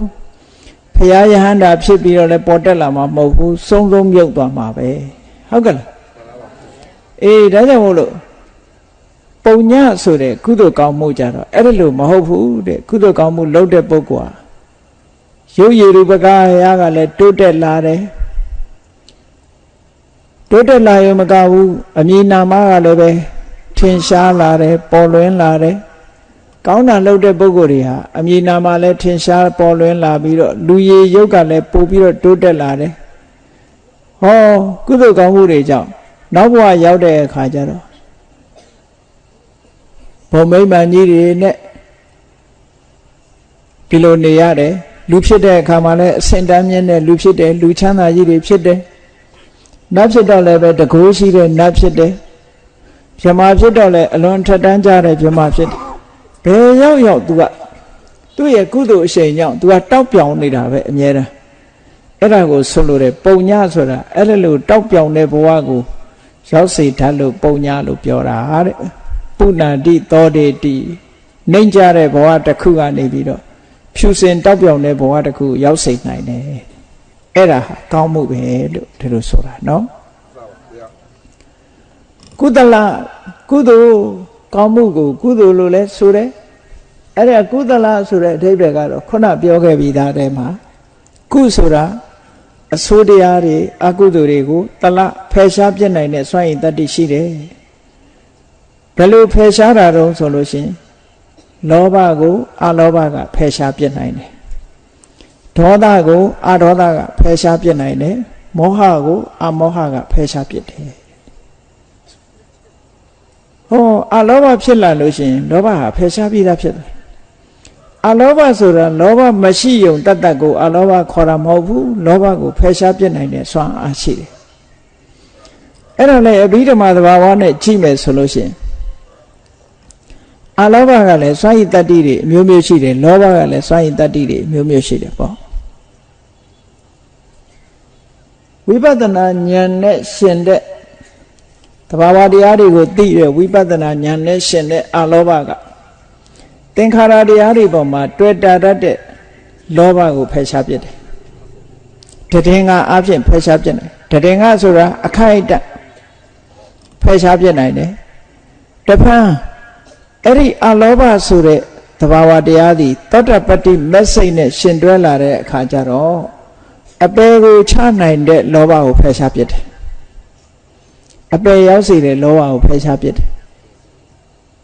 တခါတဂရကံဖြစ်လာလို့ရှိရင်အပယ်ကျစေတဲ့လောဘပြင်းထန်လာတဲ့လောဘအဖြစ်နည်းသွားအောင်အားပြော့စေတယ်ကြံတဲ့အပယ်မကြစေနိုင်တဲ့လောဘကိုတောင်မဲ့ထပ်ပြီးတော့အားပြော့သွားစေတယ်အနာဂါမိမဲ့နဲ့ရှင်တဲ့အလောဘကြတော့ကာမဂုဏ်အာယုန်တွေကိုတတ်မဲ့တဲ့လောဘကာမဘုံတွေမှာတွေ့တာမှုဆိုတဲ့လောဘအဲ့ဒါတွေကိုဖယ်ရှားပြစ်နိုင်တယ်တခါအရတ္တမနဲ့ရှင်တွဲလာတဲ့အလောဘကြတော့လောဘမှန်သမျှအကုန်လုံးတခုမကြအောင်ဖယ်ရှားပြစ်နိုင်တယ်လို့ဟောဒီလိုအဆင့်ဆင့်ဖယ်ရှားသွားတာလို့ဒီလိုမှတ်ရအောင်နော်အဲ့လိုတစ်ဆင့်ဆင့်ဖယ်ရှားသွားတာအဲ့ဒါကြောင့်မို့လို့ကုသလကုသိုလ်ဆိုတာအဆိုးတရားတွေကိုဖယ်ရှားနိုင်တာသူ့ဟာနဲ့သူဖယ်ရှားသွားတယ်အမောင်ကိုဘာနဲ့ဖယ်ရှားတာတုံးဆိုအလင်းနဲ့ဖယ်ရှားတာလေအမောင်ကိုအလင်းနဲ့ဖယ်ရှားတယ်လို့ပဲအလောဘလောဘကိုအလောဘနဲ့ဖယ်ရှားထို့တူပဲဒေါသကိုဒေါသဆိုတဲ့အဆိုးတရားကိုအဒေါသဆိုတဲ့ကုသိုလ်နဲ့ဖယ်ရှားရမယ်အဲ့ဒီမှာလည်းစဉ်းစားကြည့်ဒီအဒေါသကလည်းအစဉ်စဉ်ရှိတယ်မေတ္တာလို့ခေါ်တဲ့အဒေါသရှိတယ်နောက်ဝိပဿနာကျင့်စဉ်တစ်ခုကိုကျင့်လို့ သင်္ခါရတွေပေါ်မှာမုန်းတီးခြင်းဆိုတာကင်းတယ်နောက်သောတာပတ္တိမက်နဲ့ရှင်တွဲလာတဲ့အာရောဓရှိတယ်တဂရဂါမိမက်နဲ့ရှင်တွဲလာတဲ့အာရောဓရှိတယ်အနာဂါမိမက်နဲ့ရှင်တွဲလာတဲ့အာရောဓရှိတယ်အရဟတမက်နဲ့ရှင်တွဲလာတဲ့အာရောဓရှိတယ်မေတ္တာလို့ဆိုတဲ့မေတ္တာနဲ့ရှင်တွဲလာတဲ့အာရောဓကြတော့ကြည့်တာမန်အမုန်းတရားတွေကိုဖယ်ရှားပြစ်လာနိုင်ဝိပဿနာဉာဏ်နဲ့ရှင်တွဲလာတဲ့အာရောဓကြတော့သင်္ခါရတရားတွေအပေါ်မှာစိတ်တူခြင်းမုန်းတီးခြင်းဆိုတဲ့အဋ္ဌာဏကောပလိုဟာမျိုးအဲ့ဒါမျိုးကိုဖယ်ရှားပြစ်နိုင်တယ်သောတာပတ္တိမက်နဲ့ရှင်တွဲလာတဲ့အာရောဓကအပေကိုကြစေတတ်တဲ့ဒေါသကိုဖယ်ရှားပြစ်တယ်တခါတခါမိမဲ့ကြတော့ဒေါသကိုအပြော့သွားစေတယ်အနာဂါမိမဲ့ကြတော့လုံးဝအနာဂါမိမဲ့နဲ့ရှင်တဲ့အာရောဓကြတော့ဒေါသမှန်သမျှကိုလုံးဝဖယ်ရှားပြစ်လိုက်တယ်အရဟတမဲ့ကြတော့ထပ်မှန်ပြီးတော့ဖယ်ရှားစရာမရှိဘူးနော်တဂရဂါမိအနာဂါမိမဲ့ဖယ်ရှားလိုက်တာနဲ့ဒေါသဆိုတာဟာအဲ့ဒီမှာတင်အဆက်ပြတ်သွားတယ်လုံးဝကင်းရှင်းသွားပြီအရဟတမဲ့ဖြစ်တယ်ဆိုကင်းတဲ့ပိုကင်းသွားပြီပေါ့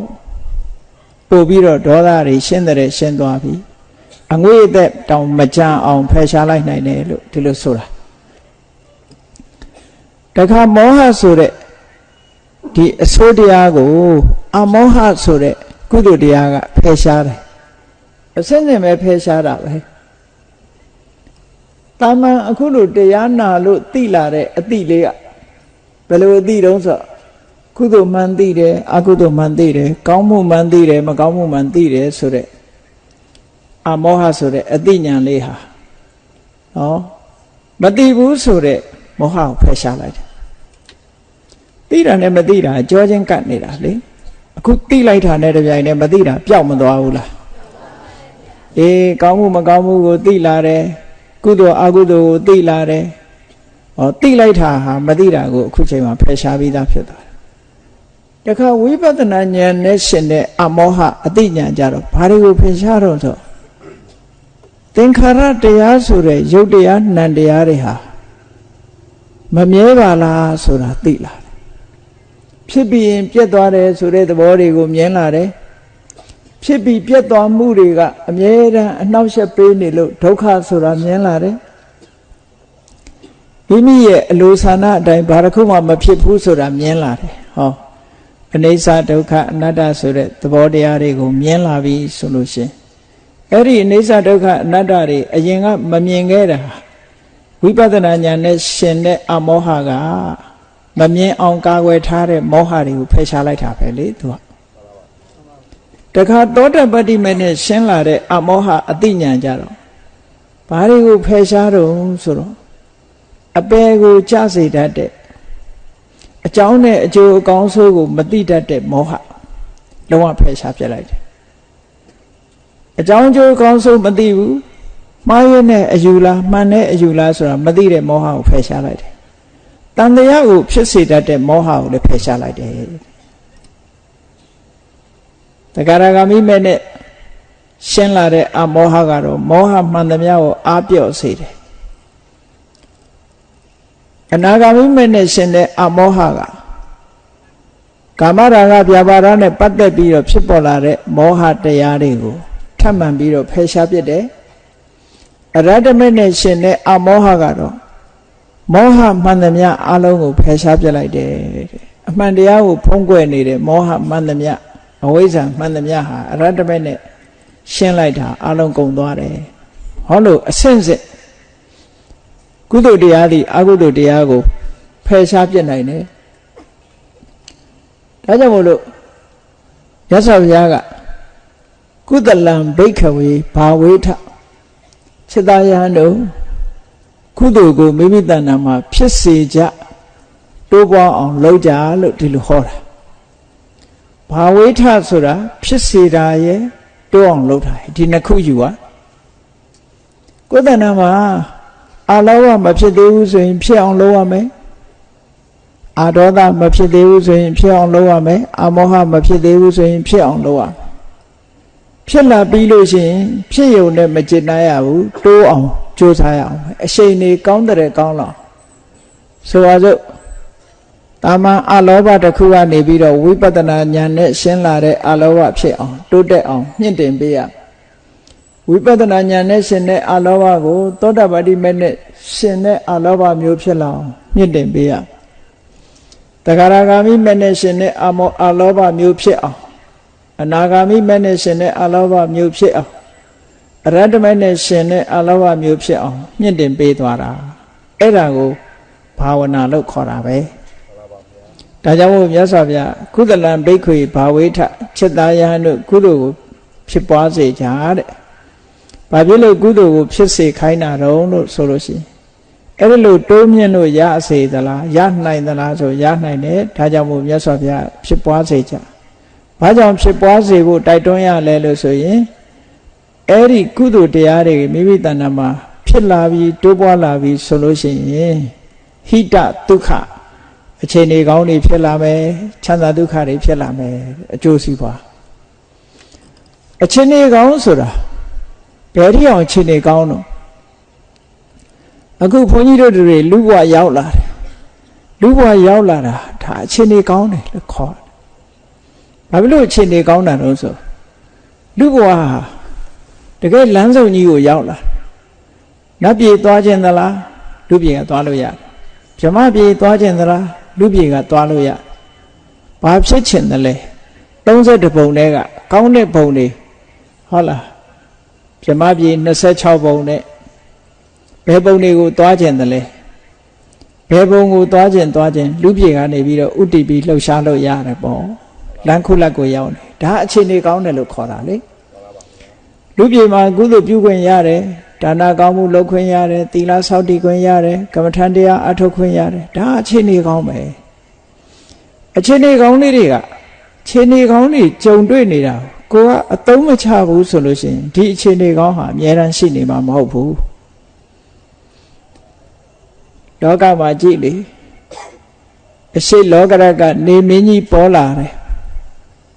နေဝင်အချိန်မှာပဲအလင်းအောင်ဆိုတာရနိုင်တယ်လုံးဆရာရှိတာအလင်းအောင်ရှိတော့လုံးဝမောင်းလာမှလုံးလို့မရတာတွေအများကြီးရှိတယ်ပေါ့အေးနေထွက်လို့အရင်အလင်းရလာတဲ့အချိန်နေမဝင်ခင်ဒါအခြေအနေကောင်းလို့ခေါ်တယ်အဲ့ဒီအခြေအနေကောင်းရှိနေတဲ့အချိန်မှာလုံးလိုက်ကြရတယ်ဆိုလို့ရှိရင်အများကြီးတန်ဖိုးရှိတာပေါ့စဉ်းစားပြီးတော့ကြည့်ဒါကလူတွေဟာဘဝတစ်ခုကိုဖြတ်တန်းနေကြတာ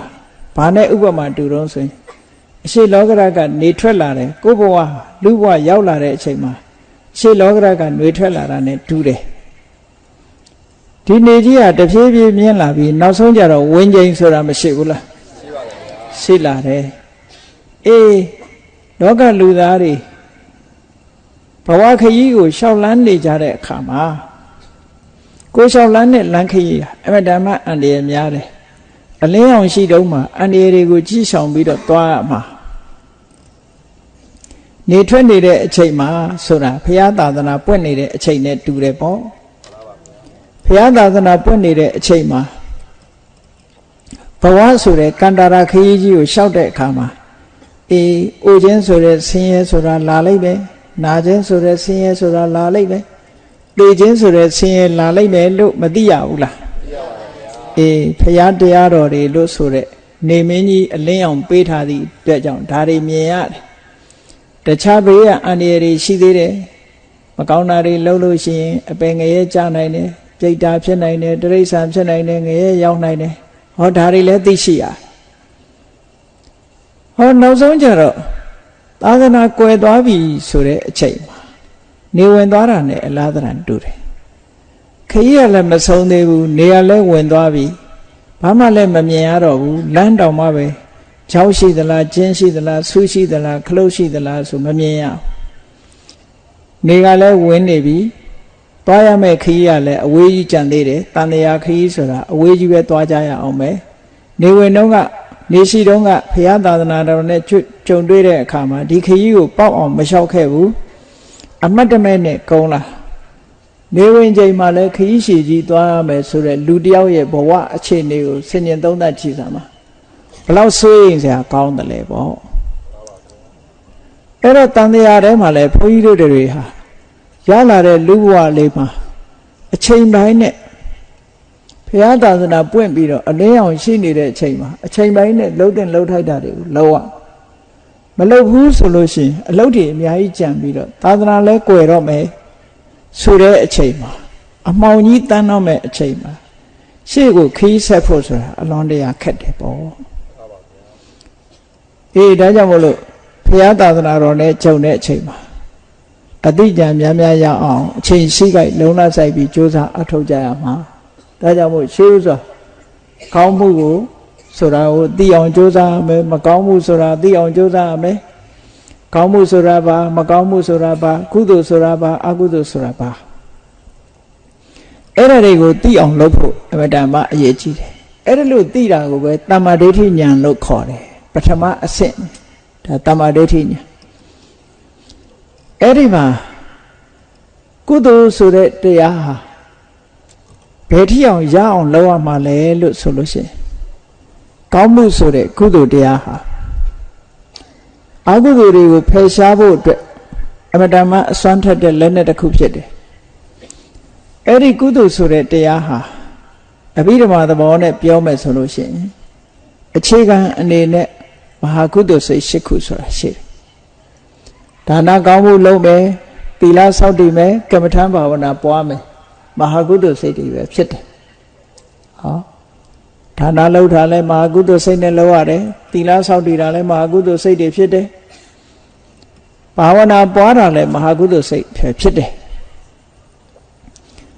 အဲ့ဒီမဟာကုသိုလ်စိတ်၈ခုဆိုတာ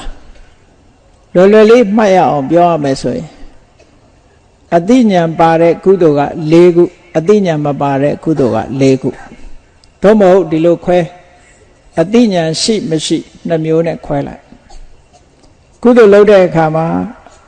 စဉ်းစားဉာဏ်နဲ့လှုပ်တာတစ်ခုစဉ်းစားဉာဏ်မပါပဲလှုပ်တာတစ်ခုဟောကိုယ်ပိုင်အတိညာနဲ့လှုပ်တာတစ်ခုကိုယ်ပိုင်အတိညာမပါပဲလှုပ်တာတစ်ခုဆိုဘယ်နှခုဖြစ်သွားတာနှစ်ခုအဲ့ဒီနှစ်ခုကိုလူရဲ့ခံစားချက်နှမျိုးနဲ့မြှောက်အောင်ခံစားချက်နှမျိုးဆိုတာဘာလဲဆိုရင်ကုသိုလ်လုပ်တဲ့အခါမှာစိတ်ထဲမှာဝမ်းမြောက်ဝမ်းသာလှုပ်တာရှိတယ်အေးပုံမှန်လုံးနေကြလှုပ်လိုက်တာဝမ်းသာမှုမထင်ရှားတာရှိတယ်ဟောခံစားချက်နှမျိုးစာလို့ပြောရင်သောမနတဥပေက္ခပေါ့ဝမ်းသာမှုထင်ရှားတယ်သောမနတဝမ်းသာမှုမထင်ရှားဘူးဥပေက္ခအဲ့ဒီခံစားချက်နှမျိုးနဲ့ခုနဉာဏ်ရှိမရှိနှစ်ခုကိုနှစ်ကိုနှစ်နဲ့မြောက်တော့ဘယ်လောက်ဖြစ်သွား၄ခုဖြစ်တယ်အဲ့ဒီအခါမှာကုသိုလ်လုပ်တဲ့အခါမှာစိတ်အခြေအနေကနှစ်မျိုးရှိတယ်တစ်ခါတစ်ခါတွန်းအားပေးရတယ်တစ်ခါတစ်ခါတွန်းเสียမလို့သူကသူထက်ထက်မြက်မြက်ဖြစ်တယ်ပေါ့ထက်ထက်မြက်မြက်ဖြစ်တာတခုတွန်းပြီးတော့မှတွန်းအားပေးမှကိုယ်စိတ်ကိုပြင်ပေးမှထက်မြက်လာတာတခုဆိုတော့ထက်မြက်မှုရှိမရှိတွန်းပေးရမှုရှိမရှိနှစ်ခုနဲ့မြောက်လိုက်လို့ရှိရင်၄ကိုနှစ်နဲ့မြောက်တော့အဲ့ဒါမဟာကုသိုလ်စိတ်၈ခုဆိုအဲ့ဒါလူရဲ့စိတ်အခြေအနေတွေဟောဒါနလုပ်တဲ့အခါမှာအတိညာနဲ့စဉ်းစားပြီးလုပ်တဲ့ဒါနဟောအတိညာမပါပဲလုပ်တဲ့ဒါနလို့နှစ်မျိုးအဲ့ဒီနှစ်မျိုးမှာလှူတဲ့အခါမှာဝမ်းသာအာရလှူတာရှိတယ်တာမန်လှူလိုက်တာရှိတယ်အဲ့ဒီနှစ်ခုနဲ့မြောက်တော့ဒါနကုသိုလ်ဟာ၄ခုဖြစ်သွားတယ်ဟောအတ္တတေရောလှူတာနဲ့ကိုယ့်အကိုတိုက်တွန်းလို့ဖြစ်စေသူများတိုက်တွန်းလို့ဖြစ်စေလှူဖြစ်သွားတာနှစ်မျိုးနဲ့၄ကိုနှစ်နဲ့မြောက်တဲ့အခါကျတော့၈ခုဖြစ်တယ်ဟောဒါနကုသိုလ်တွေမဲ့၈မျိုးဖြစ်တယ်သီလမှာလည်းထို့တူပဲအတိညာနဲ့လုပ်တဲ့သီလအတိညာမပါဘဲနဲ့စောင့်တဲ့သီလဆိုပြီးတော့နှစ်မျိုးအဲ့ဒီနှစ်မျိုးကိုတခါခံစားမှုနှစ်ခုနဲ့မြောက်လိုက်ဝမ်းသာအာရစောင့်တယ်သို့မဟုတ်ဝမ်းသာမှုတိတ်ပြီးတော့မရှိဘူးဒီနှစ်ခုနဲ့မြောက်တဲ့အခါ၄ခုဖြစ်တယ်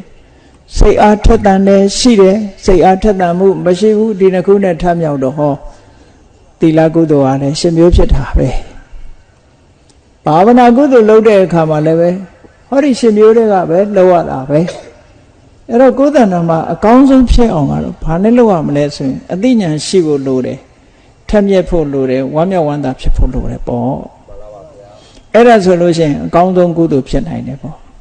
ဒါဖြင့်ဒီကုသိုလ်ဟာအတော်ကိုအစွမ်းထက်ပြီးလို့ဆိုရင်ပဲဒီကုသိုလ်တဲ့တာတဲ့ကုသိုလ်မရှိတော့ဘူးလားလို့ဆိုရှိသေးတယ်အဲ့ဒီကုသိုလ်ကဘာလဲလို့ဆိုရင်တမာတိကျင့်စဉ်တစ်ခုကိုကျင့်လိုက်တဲ့အခါမှာကာမဂုဏ်အာယုန်တွေကိုတွန်းဖယ်ထားနိုင်အောင်စိတ်ဟာတည်ငြိမ်သွားတယ်အချင်းစိတ်တွေအထိနာမိတ်ဆိုတာတွေဒီဥဒိစ္စကောကုဆာဆိုတဲ့စိတ်လေးတာတွေစိတ်ပူတာတွေဝိသိကိစ္စဆိုတဲ့တန်တရားတွေကာမဂုဏ်အာယုန်ခံစားလို့တဲ့ကာမိဆန္ဒတွေစိတ်ထဲမှာအလိုမကျဘူးဆိုတဲ့ပြာပါဒတွေဒါတွေကိုတွန်းလှန်ဖယ်ရှားပြလိုက်တဲ့အခါကျတော့သူကတမာရီကတအားတည်ငြိမ်ပြီးတော့သွားတယ်အာယုန်လေးတစ်ခုပေါ်မှာစူးစိုက်ပြီးတော့ရှုနိုင်တဲ့အနေအထားတစ်ခုရသွားအဲ့ဒါကိုသံကုသိုလ်လို့ခေါ်တယ်သူကလည်းအဆင့်၄ဆင့်သို့မဟုတ်အဆင့်၅ဆင့်ရှိတယ်အဲ့ဒီကရူပကုသိုလ်၅ခုလို့ခေါ်တယ်တခါအဲ့ဒီကနေပြီးတော့အာယုန်တွေပြောင်းပြီးတော့အဆင့်မြင့်လိုက်တဲ့အခါတမာတိစွမ်းအားတွေကပို့ပြီးတော့ထက်လာတယ်သမထကျင့်စဉ်တစ်ခုကျင့်လိုက်တော့ထက်လာပြီးတော့ဒီရူပဇံအဆင့်တွေကိုကျော်လွှားပြီးတော့နောက်ဆုံးမှာအရူပဇံ၄ခုဆိုတဲ့ကုသိုလ်ရှိသေးတယ်ဟောအဲ့ဒီကုသိုလ်တွေကြတော့ဘလောက်အစွမ်းထက်တုံးဆိုခုနကကာမဝဆရာကုသိုလ်ကနေအကျိုးပေးလိုက်လို့ရှိရင်လူဘုံဖြစ်တယ်နတ်ဘုံဖြစ်တယ်ဒီလောက်ပဲရှိတယ်ဟောတက်တန်းနဲ့တွဲမယ်ဆိုရင်ပရဏိဝိတဝဒဝတိနတ်ပြည်ရောက်သွားလို့ရှိရင် तू ကတက်တန်းအရှိဆုံးပဲဒီတယ်မရှိဘူးကဘာတိအောင်မရှိဘူးခုနကတမာတိကုသိုလ်တွေရူပကုသိုလ်အရူပကုသိုလ်ရူပကုသိုလ်၅ခုအရူပကုသိုလ်၄ခုဒီမဟကုတ်ကုသိုလ်လို့ခေါ်တဲ့ဇန်နဲ့ပတ်သက်လာတဲ့ကုသိုလ်တွေကြတော့အသက်ဟာကဘာတိအောင်ခြီးပြီးတော့ရှည်တယ်သူ့ရဲ့အစွမ်းအားပို့ပြီးတော့ချီးမားလာတယ်ပေါ့ဒါပြင်ကုသိုလ်ဟာဒီလောက်နဲ့ကုံသွားလားဆိုမကုံသေးဘူးနော်ကုသိုလ်တွေလှုပ်ရှားလောကမှာဒီကနေ့လှုပ်နေကြတဲ့ကုသိုလ်တွေဟာကာမဝဆရာကုသိုလ်လေးပဲလှုပ်နိုင်ကြတာမဟာကုသိုလ်လေးပဲလှုပ်နိုင်တာရူပကုသိုလ်မရောက်ဘူးအရူပကုသိုလ်မရောက်ဘူးနောက်ဆုံးမှာအစွမ်းထက်ဆုံးကုသိုလ်တွေကဘယ်ဟာတွေတုံးဆိုမက်ကုသိုလ်လို့ခေါ်တယ်သောတာပတိမက်သဂရဂါမိမက်အနာဂါမိမက်ရတ္တမက်လို့ဆိုတဲ့ဒီမက်၄ပါးဆိုတာလဲကုသိုလ်ပဲအဲ့ဒီမှာသောတာပတိဆိုတဲ့သောတာပတိမက်ကုသိုလ်ကိုလှုပ်လို့ရှိရင်အမြင်မှားခြင်းနဲ့တန်တရားရှိခြင်းကိုလုံးဝရှင်းလင်းပြလိုက်နိုင်တယ်ပေါ့ပြီးတော့အပေဘုံကနေလုံးဝလွတ်သွားပြီဘဝတန်တရားမှာ9ဘဝပဲရှိတော့တယ်နောက်ထပ်ဒုက္ခခံမှုမရှိတော့ဘူးရှစ်ခုမြောက်ဘဝသူ့မှာမရှိတော့ဘူးဆိုအတော်ကိုဒုက္ခတွေနည်းသွားတာပဲဒီကုသိုလ်ရဲ့စွမ်းဆောင်မှုကဟုတ်ကဲ့လားကျန်တဲ့ကုသိုလ်တွေကအိုနာသိရေးဆိုတာမလွတ်ဘူးဟောသောတာပတိမက်ကုသိုလ်ဖြစ်လိုက်လို့ရှိရင်နောက်ထပ်သေဖို့ဟာ9ကြိမ်ပဲကြံတော့တယ်လို့ဒီလိုပြောတာအိုခြင်းနာခြင်းသေခြင်းနဲ့ရင်ဆိုင်ဖို့ရ9ကြိမ်ပဲရှိတော့တယ်ပေါ့နောက်ထပ်ဒီရင်ဆိုင်ကြမရှိတော့ဘူးဟောသဂရဂါမိမက်ကုသိုလ်ရလို့ရှိရင်ဒီတဲ့စွမ်းအားတွေမြင့်လာလို့ဘဝဟာဒီတဲ့တိုးလာအနာဂတ်ကုသိုလ်ရသွားပြီဆိုလို့ရှိရင်ကြည့်ကာမဘုံနဲ့အဆက်ဖြတ်တယ်ငရဲတို့တိရစ္ဆာန်တို့ပြိတ္တာတို့မဆိုထားပြီလူဘုံတို့ဟုတ်လားနတ်ဘုံတို့နဲ့ပါအဆက်ပြတ်ပြီးတော့ဟိုးတက်တန်းရှိတယ်ပြမဘုံလေးအဲ့ဒီပြမဘုံတောင်မှပဲအလွန်စင်ကြယ်တဲ့သုဒ္ဓဝါဒဘုံဆိုတာမျိုးနဲ့ပဲသူကအတော်အဆင့်မြင့်တဲ့ဘုံတွေမှာရောက်သွားတယ်အရတ္တမေဖြစ်လိုက်တာနဲ့တပြိုင်နက်ကြည့်30ဘုံလုံးနဲ့အကုန်လုံးဆက်ပြတ်သွားကိလေသာတွေအလုံးခြုံငုံသွားတယ်လောသမြကံတွေဟာဘဝတစ်ခုကိုထူထောင်ဖို့ရမဖြစ်နိုင်တော့ဘူးအဲ့ဒီအရတ္တမေကုသိုလ်ဆိုတာအဆင့်အမြင့်ဆုံးပဲကုသိုလ်ပဲတဲ့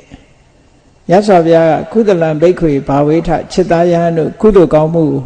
ကုသိုလ်ကိုပွားစေကြဆိုတာနောက်ဆုံးအဆင့်ရတ္တမေရောက်မှပဲအကုန်ကိစ္စပြီးတယ်အနုမို့ဆိုလို့ရှိရင်ကုသိုလ်တွေကမစုံသေးဘူးတဲ့ဘုန်းကြီးတို့တွေကုသိုလ်လို့ပြောပြီးလုံနေကြတာမဟာကုသိုလ်၈ခုပဲလုံနေကြတာအာလုံးကုသိုလ်က21မျိုးရှိတယ်ပေါ့မကောင်းမှုဆိုတာအကုသိုလ်12ခုရှိတယ်ကောင်းမှုဆိုတာကကုသိုလ်21ရှိတယ်အဲ့ဒီ21ကိုပြည့်စုံအောင်လုပ်ပြီးတော့နောက်ဆုံးအရတ္တမေဆိုတဲ့ကုသိုလ်ရမှသာလေအဆိုးတရားတွေအလုံးကိုဖယ်ရှားနိုင်လို့ဘဝမှာကြုံတွေ့ရမယ့်ဒုက္ခတွေအလုံးချုပ်ငြိမ်းမှာဖြစ်တယ်ဆိုတာကိုသ သဘောပေါက်နားလည်ပြီးတော့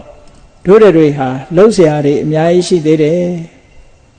တန်တရားခရီးလျှောက်လန်းတဲ့အခါမှာဘုရားသာသနာဆိုတဲ့နေမင်းကြီးထွန်းလင်းနေတဲ့အချိန်သာလင်းကုသိုလ်ဆိုတာသိခွင့်ရတယ်အကုသိုလ်ဆိုတာသိခွင့်ရတယ်ကောင်းမှုမကောင်းမှုကိုခွဲခြားသိခွင့်ရတယ်ကောင်းမှုမကောင်းမှုကိုလည်းကြိုးစားလှုပ်ဆောင်ခွင့်ရတယ်လို့အချိန်ရှိခိုက်လုံးလဆိုင်ဖို့ရာတို့ရဲ့တာဝန်ဖြစ်တယ်လို့ကိုစီသဘောကျပြီးတော့မကောင်းမှုမှန်သမျှကိုရှောင်ရှားကောင်းမှုမှန်သမျှကိုဆောင်ထားကြပြီးနောက်ဆုံးမှာအရတ္တမေကုသိုလ်ကိုအရာယူပါဒုက္ခခတ်သိမ်းချုပ်ငြိမ်းရမှမြတ်နိဗ္ဗာန်သို့လင်းမြန်စွာကိုစီကိုငါမျက်မှောက်ပြုနိုင်ကြပါစေ